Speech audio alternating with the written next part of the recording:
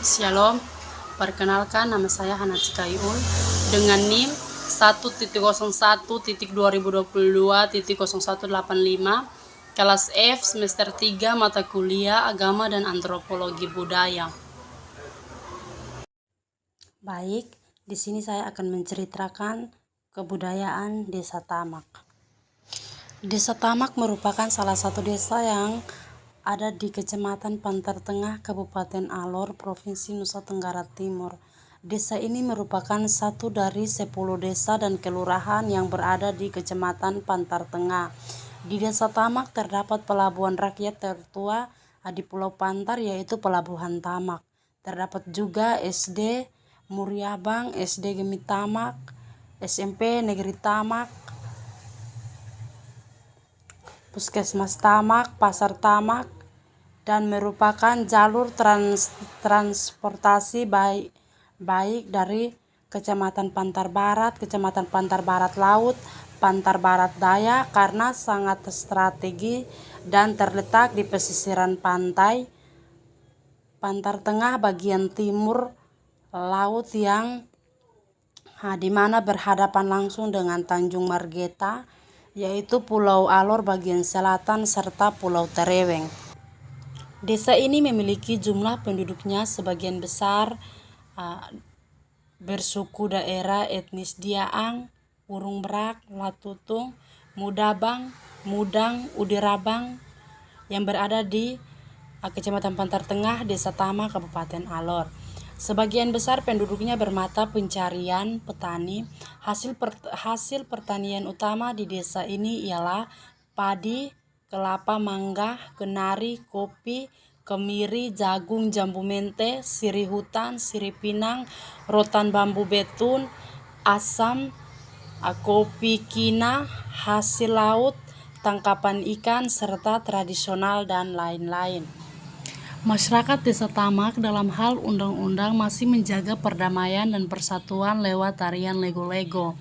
Ini merupakan saat gong dan tambur sudah berbunyi, maka dengan sendirinya semua masyarakat dengan berbagai lapisan akan keluar dari rumah untuk melakukan proses tarian secara bersama-sama, menandakan bahwa lewat tarian secara bersama-sama menandakan bahwa lewat masyarakat sendiri sudah tercipta budaya damai lewat tarian lego-lego ini. Ini merupakan sebuah relasi yang baik yang sudah ada dan bahkan diciptakan oleh masyarakat itu sendiri. Berupa pantun-pantun yang diberikan adalah sebuah bukti bahwa masyarakat pun mendukung adanya kesiapan dari diri dan hati dari pasangan yang akan menikah.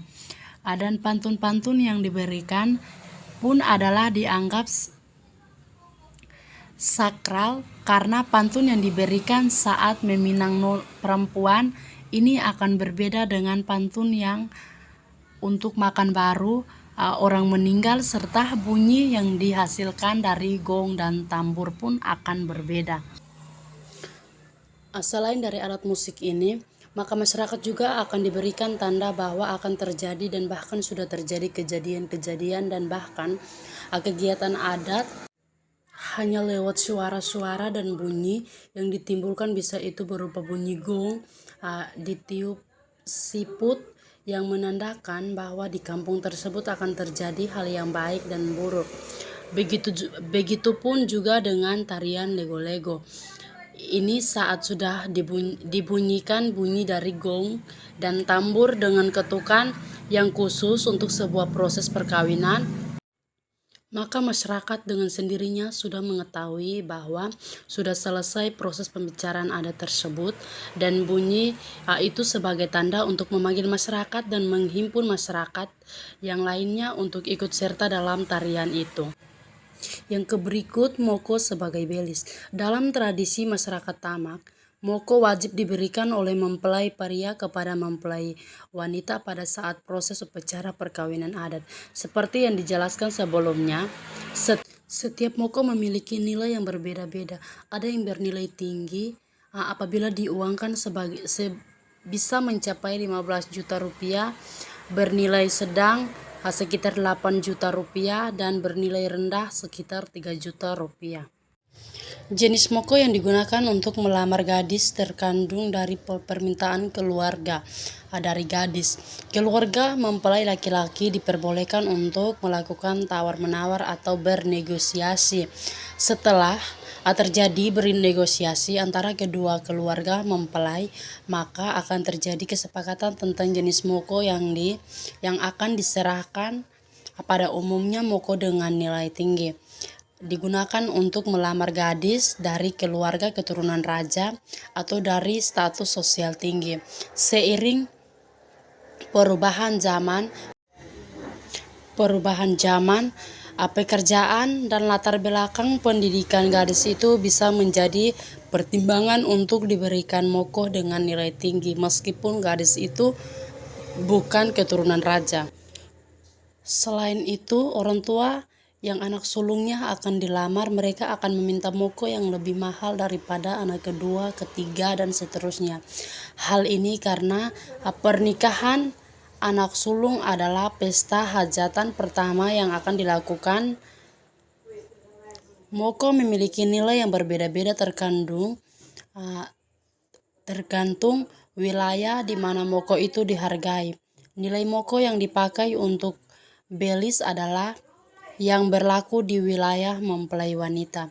Contoh, seorang pria dari Pulau Alor dengan moko itikarinya yang bernilai tinggi akan meminang gadis dari Pulau Pantar, di mana di sana moko 5 anak panah lah yang bernilai paling tinggi. Maka standar nilai yang digunakan untuk nilai moko di Pantar, jika keluarga perempuan meminta moko dengan nilai tinggi, artinya moko yang bernilai tinggi di Pantar. Moko itikari dimiliki keluarga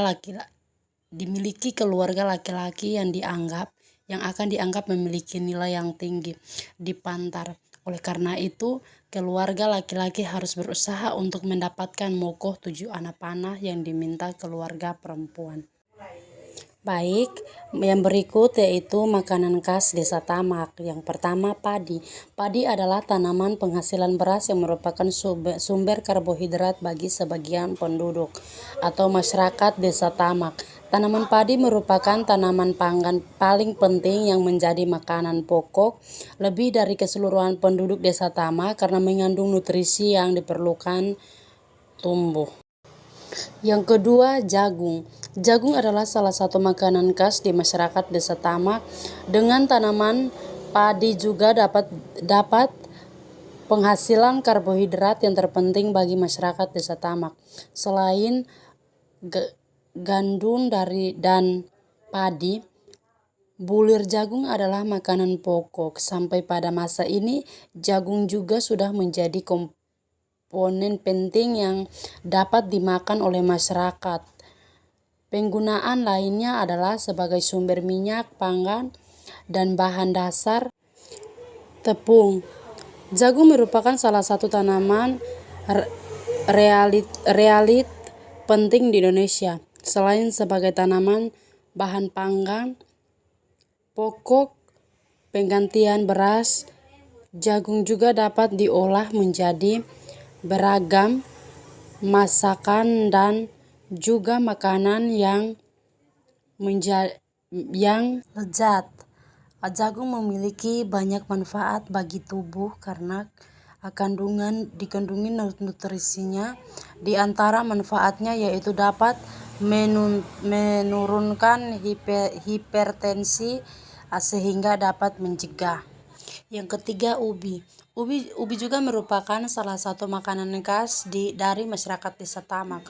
Ubi kayu merupakan pohon dari golongan tumbuhan yang ada di sedikit bunganya dan merupakan tanaman dan tumbuhan.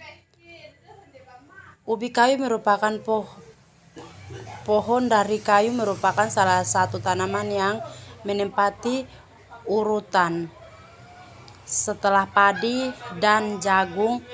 Ubi kayu ini mempunyai ciri khas yang unik, mempunyai batang yang panjang kecil. Daun ubi kayu berwarna hijau dan bertulang daun yang banyak berpencernaan dengan daun berujung hijau. Maka dari itu ubi kayu mempunyai perbedaan dari ubi lainnya. Ubi kayu adalah tanaman yang dimiliki waktu tanam antara bulan Juni sampai Desember sebelum waktu yang telah ditentukan. Ubi kayu merupakan tanaman yang memiliki ketentraan terhadap beberapa hewan dan penyakit juga memiliki sifat takut terhadap kekeringan. Maka dari itu jika terlalu lama di dalam tanah akan keras. Itulah mengapa disebut dengan ubi kayu tersebut. Yang berikut yaitu Gereja Ebenezer Tamak. Lokasi Gereja Ebenezer Tamak berada di Desa Tamak, Kecamatan Pantar Tengah, Kabupaten Alor, Provinsi Nusa Tenggara Timur. Struktur Majelis Jemaat tahun 2023 adalah Ketua Majelis Jemaat, 12 Penatua, 12 Diaken, 1 orang pengajar dan 5 orang BP3J dan Jemaat Gereja Homogen. Pada tahun 1967 saat yang sama juga Hurung Brak dan Latutung pindah ke bagian jurusan timur yang dipimpin oleh Bapak Lawrence Laba sebagai penanggung jawab dan semasanya yang bernama Bapak Sebastian Lowebang dengan Bapak Ruben Tuang Kalit, dan ke jurusan timur tersebut kampungnya yang diberi nama Tamak. Perpindahan jemaat atau masyarakat tersebut dikarenakan mengikuti program pemerintah masyarakat satu desa atau berada di satu tempat, dan jemaat harus berada di satu tempat karena air minum sulit, kebersihan kurang dimiliki oleh jemaat atau masyarakat tersebut. Ini yang menjadi alasan bahwa kampung yang berada di gunung harus dipindahkan ke pantai bagian timur, dan dengan diberi nama Tamak saat itu juga diadakan ibadah perpindahan. Pada tahun 1968, jemaat yang berada di Tamak mengadakan kebaktian di rumah pribadinya Bapak Frans Ulu. Pada saat itu juga gereja diberi nama Gereja Ebenezer, yang artinya sampai di sini Allah menolong kita. Kita bisa baca dalam 1 Samuel pasal 7 ayat 12. Ibadah selanjutnya diadakan di rumah Bapak Lawrence Berilaba yang sebagai penanggung jawab gereja.